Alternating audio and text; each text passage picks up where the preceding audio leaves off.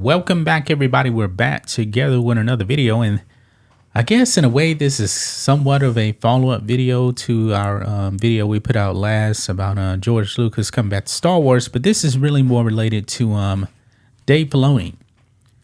The same assistant director from A New Hope has come out, and he's put some high praise on Dave Filoni. You can see here, it says Star Wars A New Hope assistant director praises Dave Filoni's work on the franchise. He has done such an incredible job of being George Lucas. Wow, that's some praise right there. Is Dave Filoni George Lucas? Absolutely not. He is not George Lucas. He's done some good work, though. I'll give Dave Filoni credit on that. He has done some good work. He did really, really good work on the Clone Wars, but George was really leading that.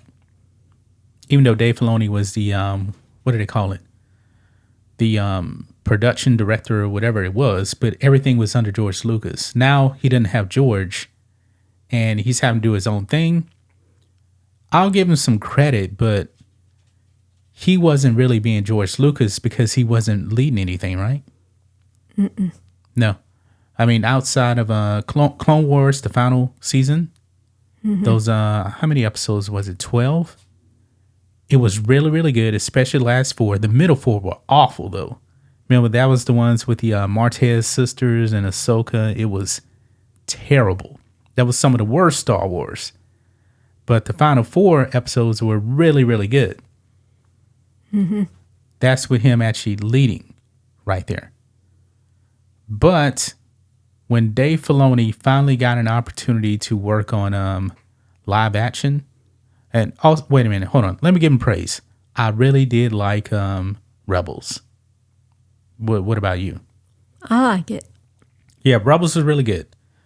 But when he went to live action, that Ahsoka show was a disappointment.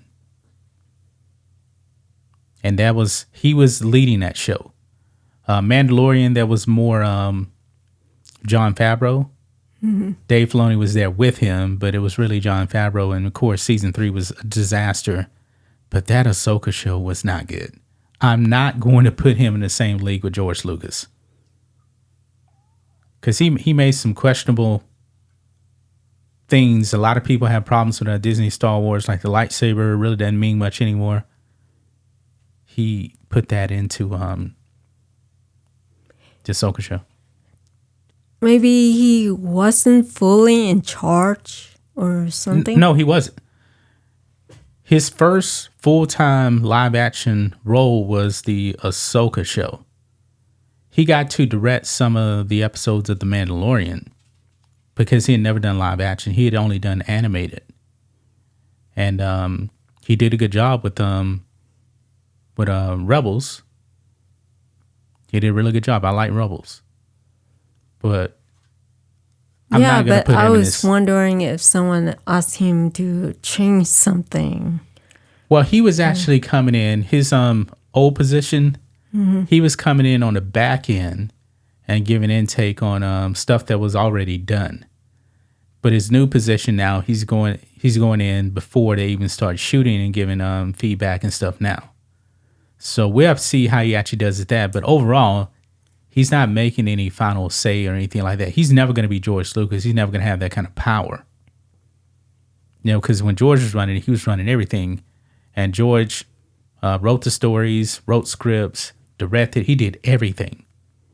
Dave Filoni really hadn't done that. Mm-hmm. But right down here, and what's the guy's name? I can't remember this. Roger Christian, that's his name. Okay. According to Star Wars Episode 4, New Hope, assistant director and set dresser Roger Christian not only has current Lucasfilm chief creative officer, that's his name, that's his title now, chief creative officer. Dave Filoni done an excellent job helping to guide the current state of the franchise, but he has also proven himself to be a worthy successor to Star Wars creator George Lucas himself. Okay. Maybe based on the people that's actually doing Star Wars right now, no doubt Dave Filoni is right up there at the top of who they actually have involved. It's him and Jon Favreau, and that's pretty much it. Everyone else, garbage. For the most part. I agree with you.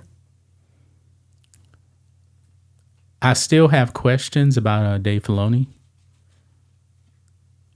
He's gonna need to do more stuff for me to even make a real judgment on how good is he. Has he been good? Yes, he's been good. But the live action stuff, man, that Ahsoka show was not good. It wasn't the worst thing, but it wasn't that good. No, but I will give him a chance to prove himself how good he will be. After all, he learned something from George Lucas, right? Yeah, he did. But there's only one George Lucas.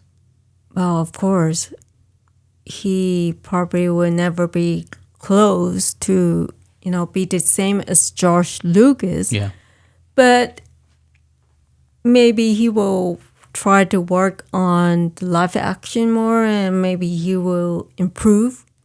Yeah, I mean, I'm not like coming down on him completely for the Ahsoka show. That was his first time doing live action.